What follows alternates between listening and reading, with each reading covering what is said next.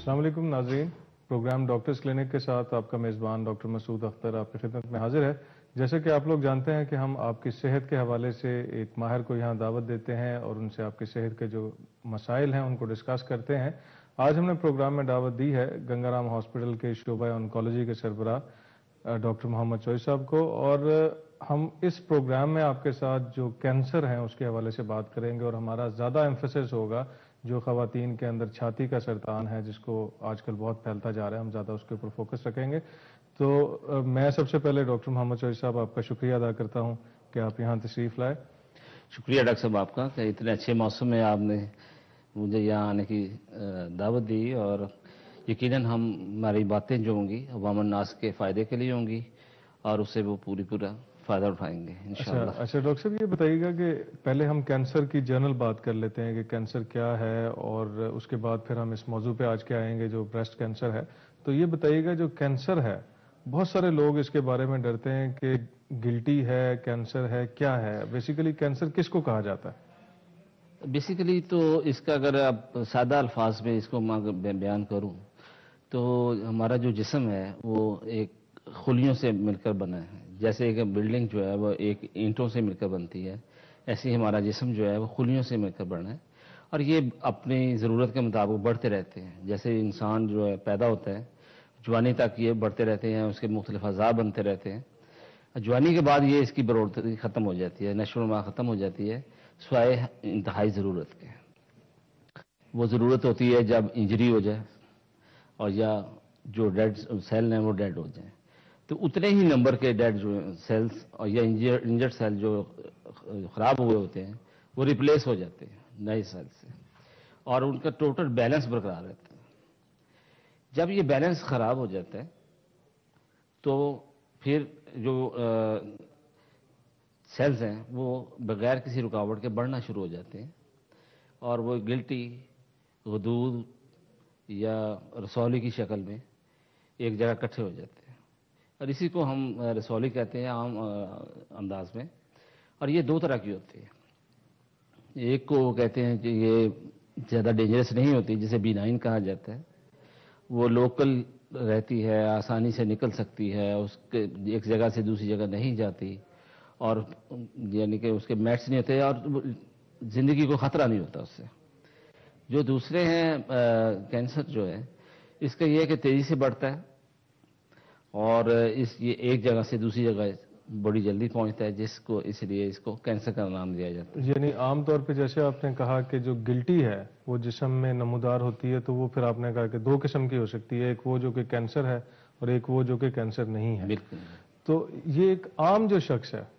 جو ہمارے گاؤں میں رہ رہا ہے یا جو پڑھا لکھا نہیں ہے، اس کو کیسے پتہ لگے گا کہ جو جسم میں گلٹی پیدا ہوئی ہے وہ کینسر ہے؟ اس کو خود ڈیسیژن لینے کی ضرورت نہیں ہے۔ وہ جب بھی ایسی کچھ علامات نمودار ہوں جسم میں، جس میں ایک گلٹی کا نمودار ہونا کسی بھی جگہ پہ، چاہے وہ چھاتی میں ہے، گلے میں ہے، گردن میں یعنی، یا جسم کے کسی بھی حصے میں ہے، یا ایسا زخم ہے جو ایک نارمل حالت میں ایک نارمل وقت میں ٹھیک ہو جانا چاہیے لیکن وہ نہیں ہو رہا، تو یا بلیڈنگ ہو رہی ہے، اب نارمل بلیڈنگ ہو رہی ہے، کھانسی آ رہی ہے بغیر کسی اور اس کی کوئی وجہ نظر نہیں آ رہی، یا سموکرز میں اگر بہت زیادہ چینجز آنی شروع ہو گئی ہیں اور خوراک کی نالی میں پرابلم ہو گئی ہے کہ وہ کھانا نگلا نہیں جا رہا، یا پیشاب یا پخانے کی عادات میں تبدیلی ہو گئی ہے، تو یہ ساری علامات جو ہیں یہ کینسر کی ہو سکتی ہے۔ یہ ضروری نہیں ہے کینسر کی ہوں 100%، تو اس کے لیے ماہر ڈاکٹر سے رجوع کرنا بہت ضروری ہے۔ وہ کیا کریں گے کہ اس کا معائنہ کریں گے، ہسٹری لیں گے، معائنہ کریں گے، فزیکل ایگزامینیشن جسے کہتے ہیں، اور پھر وہ کوئی ٹیسٹ ایڈوائز کریں گے۔ عام طور پر ٹیسٹ جو ڈیسائیڈ کرتا ہے کہ یہ کینسر ہے یا نہیں، اس کو باپسی کہتے ہیں۔ عام طور پہ اس کی 2-3 قسمیں ہیں۔ سب سے آسان ترین ایک قسم ہے جسے FNA کہا جاتا ہے، فائن نیڈل ایسپریشن۔ اس میں یہ ہے کہ عام سادہ سی جو سرنج ہوتی ہے ایک ٹیکے کی شکل والی، تو اس کو ہم اس میں ڈال دیتے ہیں اور اسے چند سیل لے لیتے ہیں، جس سے مائکروسکوپ کے ذریعے پیتھولوجسٹ یہ ہمیں بتا دیتا ہے کہ یہ جو گلٹی ہے یہ کینسر والی ہے یا دوسری سادہ گلٹی ہے. یعنی وہ جو گلٹی نمودار ہوئی ہے اس کا ایک چھوٹا سا پیس نکال لیا جاتا ہے اور خوردبین کے ذریعے سے پھر آپ اس کو دیکھتے ہیں. اس کو باپسی کہتے ہیں. اچھا ڈاکٹر صاحب، یہ بتائیے جو علامات آپ نے بتائی کہ جس طرح انسان کے کھانے کی عادات تبدیل ہو رہی ہیں یا اس کے کوئی ایسے فیکٹرز ہیں تو اس کی وجہ سے اس کے اندر تبدیلی آ رہی ہے، میں یہ جاننا چاہوں گا کہ ہم اپنے ناظرین کو یہ بتائیں کہ اس وقت جو کینسر بڑھنا شروع ہو گیا ہے، اگر آج سے کچھ عرصے پہلے آپ دیکھیں، چند دہائیاں پہلے دیکھیں تو بہت کم لوگ ہوتے تھے کہ اس کو کینسر، لیکن اب آپ جب دیتے ہیں معاشرے کے اندر تو کینسر بڑھتا جا رہا ہے. تو میں یہ چاہوں گا آپ اس چیز پہ روشنی ڈالیں کہ فیکٹرز کون سے ہیں. ایک تو سب سے میرے خیال میں تو ایک سب سے بڑا فیکٹر ہے کہ جو ترقی ہوئی ہے میڈیسن میں وہ ڈائگنوسس میں بہت زیادہ ہوئی ہے. ایسے ایسے انویسٹیگیشن پروسیجرز آ گئے ہیں کہ جو اب آسانی سے کسی بیماری کا پتہ لگا لیتے ہیں. جیسے ہو سکتا ہے شوگر بھی اتنی کامن ہو پرانے زمانے میں، لیکن اب وہ زیادہ نظر آ رہی ہے بیکاز آف ڈائگنوسس. اسی طرح کہ جس کو سائن سمٹم ہوتے ہیں وہ فوراً ڈاکٹر کے پاس جاتا ہے. اس طرح جو کینسر کی جو گلٹیوں والے ہیں ان کے کافی لوگ اویئرنیس کی وجہ سے اور علم میں بہتری کی وجہ سے وہ ڈاکٹروں کے پاس جانا شروع ہو گئے ہیں. صحت کی جو سہولتیں ہیں وہ بھی لوگوں کے گھروں تک پہنچ گئی ہیں اور ڈاکٹروں میں بھی اویئرنیس آئی ہے کہ کسی گلٹی کو آپ نے اگنور نہیں کرنا، اس کا پراپر ٹریٹمنٹ کرنا ہے اور دیکھنا ہے کہ وہ کینسر کی ہے یا سمپل سادہ ہے اور پھر اس کا کیا علاج ہوگا. اچھا ڈاکٹر صاحب، ایک یہ بتائیے کہ ہمارے ہاں جو کینسر کے حوالے سے ہم دیکھتے ہیں کہ علاج کے لیے بندہ بہت دیر سے رجوع کرتا ہے، علامات آ رہی ہوتی ہیں لیکن اگنور کرتے ہیں اپنی جاب کی وجہ سے یا اگنورنس کی وجہ سے یا کینسر کا لفظ نہیں سننا چاہتے، خوف زدہ ہوتے ہیں اس کے لیے، تو وہ دیر سے پہنچتے ہیں. تو آپ یہ بتائیے گا کہ ارلی پہنچنے کے اندر اور دیر سے کسی ماہر کے پاس پہنچنے کے اندر مریض کو کیا نقصان یا فائدہ حاصل ہوتا ہے؟ دیکھیں جی، سمپل سی ایک بات، چھاتی کے کینسر کی آپ نے بات شروع کی تھی، تو اس میں اگر سٹیج 1 میں آتا ہے، یعنی کہ ایسی گلٹی جو 2 سینٹی میٹر سے نیچے ہے، اس کو ہم سٹیج 1 میں کہیں گے. اگر وہ آتا ہے اور اس کا آپریشن ہوتا ہے، پراپر ٹریٹمنٹ ہو جاتا ہے، تو اس کا 10 سال ڈیزیز فری رہنے کا چانس 100% ہے، نیئر 100% ہے. اور اس کے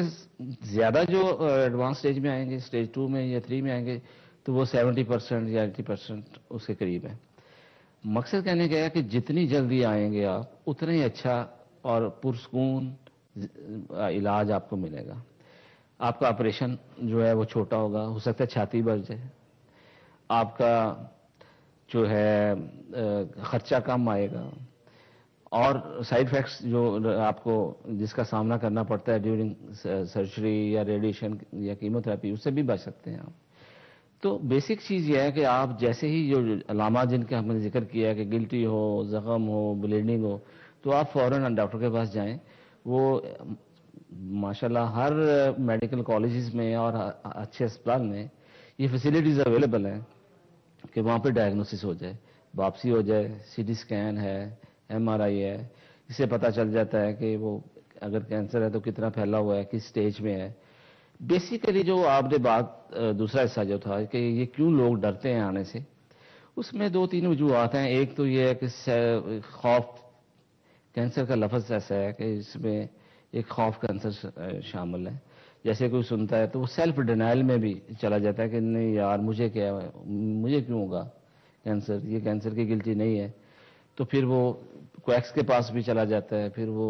دم درود والوں کے پاس بھی جاتا ہے، پھر وہ ہومیوپیتھکس والے کے پاس بھی جاتا ہے جو کہتے ہیں کہ اس کو نہیں چھیڑنا، اس کو سرجری نہیں کروانی، کوئی ٹریٹمنٹ نہیں کروانی، اس سے یہ اور بڑھ جائے گا. جو کہ ایک متھ کہی جا سکتی ہے، ایک وہم کہا جا سکتا ہے، لیکن اصلیت اس میں نہیں ہے. چاہیے یہ کہ جس سٹیج میں پتہ چلے فوری طور پہ وہ. اچھا ڈاکٹر صاحب، جیسے ابھی آپ نے کینسر کے بارے میں چند آپ نے باتیں بتائیں کہ جرنل باڈی میں یہ علامات ہوں، اتنی جلدی جانا چاہیے، اور میرے خیال میں جو بہت اہم بات آپ نے کہی ہے کہ ایک تو بیماریوں کی طرح یہ بھی ایک بیماری ہے، علاج اس کا بھی موجود ہے، اور جتنی جلدی کوئی شخص ڈاکٹر کے پاس جاتا ہے اور جتنی ارلی سٹیج کے اوپر اس کی تشخیص ہوتی ہے اتنا ہی آسانی کے ساتھ آپ اس کا علاج کر سکتے ہیں. یہ صورتحال، سوری آپ کی بات کاٹ رہا ہوں میں،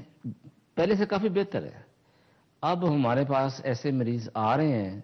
جس کی سرجری جو ہے، جس کی چھاتی نہیں کاٹنی پڑتی ہے، جو ارلی اسٹیج میں آ جاتے ہیں اور ان کی وہ جسے کہتے ہیں کنزرویٹو مینجمنٹ کرتے ہیں اور وہ اپنی ٹریٹمنٹ کروا کے خوش و خرم اپنی فیملی کو بھی لک آفٹر کر رہی ہیں، عورتیں اور مرد بھی، وہ جو مختلف قسم کے ارلی کینسر میں مبتلا رہے ہیں اور اپنا جاب بھی کر رہے ہیں، اپنا کاروبار بھی کر رہے ہیں، اور یہ نمبر بڑھتا جا رہا ہے۔ اچھا ڈاکٹر صاحب، یہ جیسے ہم نے کہا کہ ہمارا آج کا جو پروگرام ہے وہ بہت سارے ہمارے جو ناظرین ہیں ان کے ہمارے ای میل بھی آتے رہتے ہیں اور وہ زیادہ یہ چاہ رہے تھے کہ ہم کینسر کے حوالے سے اور بریسٹ کینسر کے حوالے سے بات کریں۔ تو آپ یہ بتائیے گا کہ اس وقت جو پاکستان ہے اس میں جو چھاتی کا سرطان ہے یا بریسٹ کینسر جس کو کہا جاتا ہے، اس کی شرح کہاں جا رہی ہے؟ اضافہ ہو رہا ہے، اسٹیٹک ہے، کیا ہے اس وقت؟ ایک وقت تھا آج سے کوئی 2 دہائیاں پہلے کہ ویسٹرن جو سائڈ ہے، ویسٹرن یورپ ہے، امریکہ ہے، ان جو بر اعظم ہے، ان میں یہ بیماری بڑی زیادہ تھی۔ اس میں کوئی وجوہات ہو سکتی ہے، اس کا ٹائم نہیں ہے ڈسکس کرنے کا، لیکن یہ ہے کہ آہستہ آہستہ جیسے ہم نے ان کا لائف سٹائل اپنایا، ان کی وہ اور عادت اپنائی، تو وہ بے شمار بیماریاں جس میں کینسر بھی شامل ہے وہ ہمارے ہاں آ گئی۔ تو کینسر کا بڑھنے میں ایک تو لائف سٹائل کا بڑا فرق ہے کہ ایسی ڈائٹ ہم کھائیں جس میں شوگر اور فیٹ جو ہے وہ زیادہ ہو، اوبیسٹی وزن زیادہ ہو، وہ ان کو مختلف کینسر ہونے کا زیادہ چانس ہے۔ اسموکنگ ایک بڑا ایسا سب سے بڑی وجہ ہے کہ جس کو آپ بڑی آسانی سے چھوڑ کر بے شمار کینسر سے بچ سکتے ہیں۔ منہ کا کینسر ہے، زبان کا کینسر ہے، خوراکی نالی کا کینسر ہے، اور سب سے بڑھ کر پھیپھڑے کا کینسر ہے۔ یہ بڑی آسانی سے آپ سگریٹ نوشی چھوڑ کر یہ ان کینسر سے بچ سکتے ہیں، اور کئی کینسر ایسے ہیں جن سے بچاؤ شاید اس طرح آسان نہ ہو، لیکن یہ لائف سٹائل کو چینج کر کے جو ہم کرتے ہیں اس سے بڑی آسانی سے کم از کم 50% کینسر سے بڑی آسانی سے بچا جا سکتا ہے۔ اچھا، یہ جہاں ہم بریسٹ کینسر کی ہم بات جیسے ہم نے سٹارٹ کی، تو کون سے آپ سمجھتے ہیں کہ فیکٹرز ہیں جو ہمارے معاشرے میں اس وقت ایگزسٹ کرتے ہیں جو کہ بریسٹ کینسر ہونے میں اضافے کا باعث بن رہا ہے؟ اس میں لائف سٹائل کا تو میں نے ذکر کر دیا۔ جی بالکل۔ پھر کچھ قدرتی ریپروڈکٹیو قسم کی وہ چیزیں ہیں جو ہر عورت کو پیش آتی ہیں کہ ارلی مینارکی، لیٹ مینوپاز ہے، شادی کا دیر سے ہونا، اور یا بچہ دیر سے ہونا یا بچہ بالکل نہ ہونا۔ اس میں یہ ہے کہ باڈی کے اندر جو ایسٹروجن لیول ہے وہ ہائی رہتا ہے، اور بریسٹ کی ٹیشو کے اوپر وہ اس کا سٹریس رہتا ہے کہ وہ پرولیفریٹ کرتا رہے اور بڑھتا رہے۔ تو جتنا کوئی چیز بڑھتی ہوگی وہ جتنی تیزی سے بڑھے گی اس میں میوٹیشن کا چانس بھی زیادہ ہوتا ہے۔ اچھا، یہاں میں چاہوں گا کہ یہ پوائنٹ آپ نے